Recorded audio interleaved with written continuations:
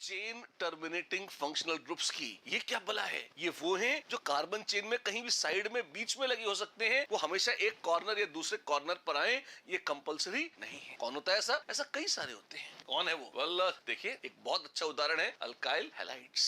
Alkyl halides कहां होते हैं? एक्चुअली वो कहीं भी हो सकते हैं। आप देखिए, आप कोई भी अल्केन ले लीजिए, जैसे यहाँ पे सबसे सिंपल लिया है मीथेन, एक H हटाया और हैलोजन लगा दिया, अल्काइल हैलाइड बन गया, या हैलोजन डेरिवेटिव या हैलो अल्केन, कई नाम है, ये बन गया, एक ही चीज है। इसी की बजाय अगर मान लीजिए जैसे कार्बन चेन है, आपने यहाँ से एक H हटा के Cl लगा दिया, हाँ, तो क्या ये इससे चेन खत्म हो गई? चेन तो जैसी चल रही थी वैसी चल रही है।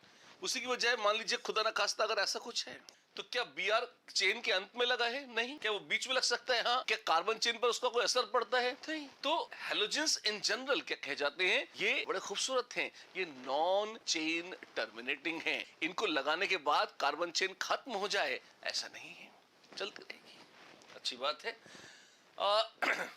कोई नियम है इनके लिए? हाँ, कभी भी अगर फंक्शनल ग्रुप्स लगे हो कार्बन चेन पर, जैसे हमने कहा Cl, Br, I, F जो हैलोजेंस है, ये लग सकते हैं। सबसे सिंपल, सबसे आसान, सबसे लल्लू ग्रुप है ऑफ कोर्स हैलोजन या हैलोजन डेरिवेटिव्स।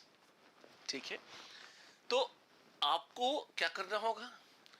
कभी भी अगर नाम रखना है तो सबसे पहले आपको यह इंश्योर करना है कि आप जो कार्बन चेन चुने, पेरेंट चेन कैसे चुनी जाएगी?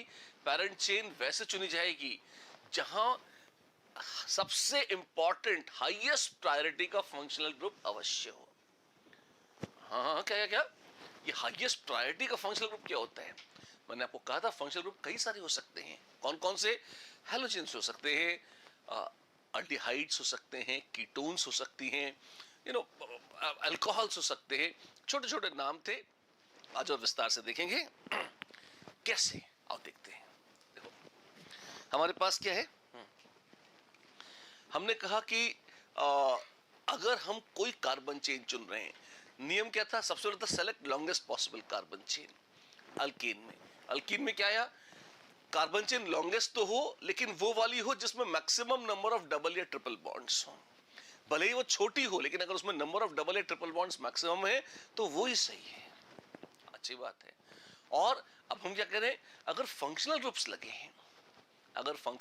हैं तो आपको ये देखना है कि जो हाईएस्ट प्रायोरिटी का फंक्शनल